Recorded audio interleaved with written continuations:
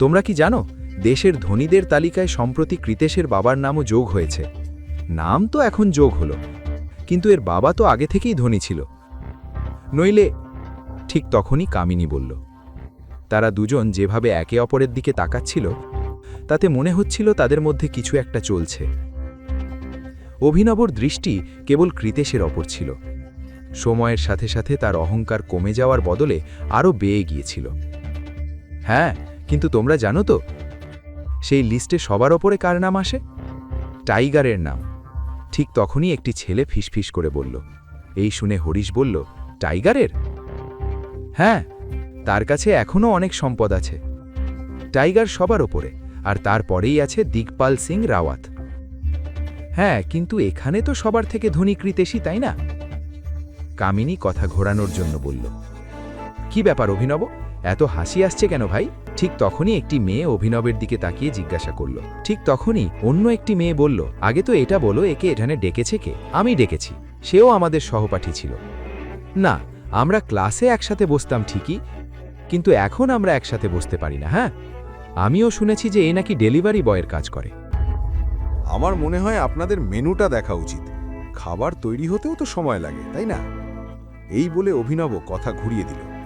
সে এদের কারোকেই উত্তর দিতে চাইছিল না, কিন্তু তার এই কথায় বাকি লোকেরা রেগে গেল। তাদের মধ্যে একজন লোক বলল, ভাই, এটা কি মজা চলছে? তুমি কি ভয় পাচ্ছ যে কৃতেশ তোমার জন্য খাবার অর্ডার করতে চলেছে?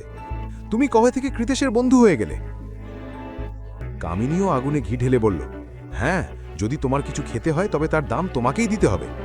কিন্তু এটা শুনেই কৃতেশ হাত তুলে সবাইকে শান্ত করিয়ে বলল, আরে কামিনী, কি বলছো? এখনো পার্টিতে এসেছে তো খাবার তো খাবেই। তুমি চিন্তা করো না বন্ধু, আমি তোমার বিলও ভরে দেব। কামিনী বলল, বাহ কৃতেশ, তুমি কত মিষ্টি। তবুও আমি চাই যে তুমি ওকে ওর বিল দিতে দাও, যাতে ওরও ভবিষ্যতে টাকা রোজগারের মোটিভেশন আসে। যদিও এমন ফ্রিয়ের খাবার খেতেই থাকে, তাহলে ফ্রিয়ের খাবার তো আমরা সবাই খাচ্ছি, তাহলে তো আমাদের সবাইকে নিজের নিজের অর্ডার নিজেই দেওয়া উচিত। এই সময় গরিমা নামের একটি মেয়ে কামিনীর কথা কেটে বলল, সে বাকি লোকেদের মতো অভিনবকে নিয়ে মজা করত না।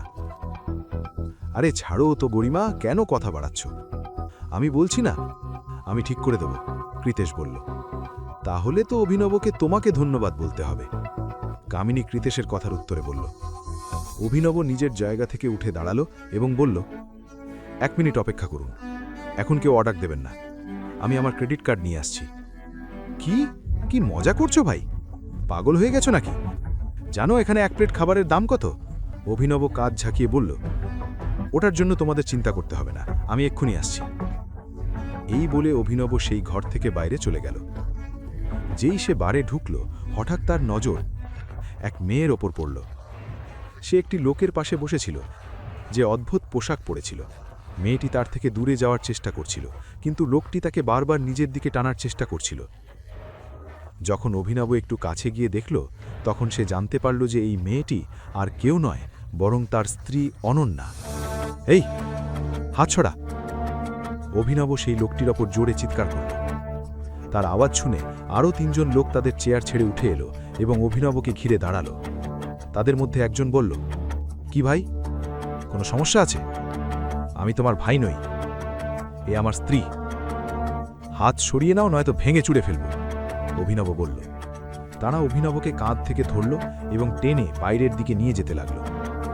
অভিনব জানত যে তারা তাকে বাইরে নিয়ে যাচ্ছিল যাতে তারা তার সাথে মারামারি করতে পারে। অভিনব এটাই চাইছিল, সে বাড়ির ভেতরে মারামারি করে আবার অনন্যা আর তার পরিবারের সামনে গুন্ডা প্রমাণিত হতে চাইছিল না। কিছু সেকেন্ডের মধ্যেই তারা অভিনবকে পেছনের দরজা দিয়ে বাইরে নিয়ে এলো এবং তাকে মাটিতে ফেলে দিল। সেখানে বেশ অন্ধকার ছিল। এমন পরিস্থিতিতে কারোর পক্ষে ভিডিও বানানো বা ছবি তোলা কঠিন ছিল। এবার যদি 1 সেকেন্ডও এখানে দেখা গেলি, তবে লাথি মেরে নয়ডা পৌঁছে দেব। চল, বেরো এখান থেকে, একজন লোক অভিনবকে হুমকি দিয়ে বলল। এই কথা শুনেই অভিনব তার পেটে সজোরে লাথি মারল এবং সেই লোকটি অনেক দূরে গিয়ে পড়ল। ইতিমধ্যে বাকি লোকেরা অভিনবর ওপর ঝাঁপিয়ে পড়ল, কিন্তু একের পর এক অভিনব সবার দম বের করে দিল। সবশেষে সে তাদের একজনের কলার ধরল এবং বলল, বল, কে ওই লোকটা যে আমার স্ত্রীর সাথে ছিল? বল, ও ডন, আমাদের বস। আমরা জানতাম না যে ওই মেয়েটি আমাদের ভাবি।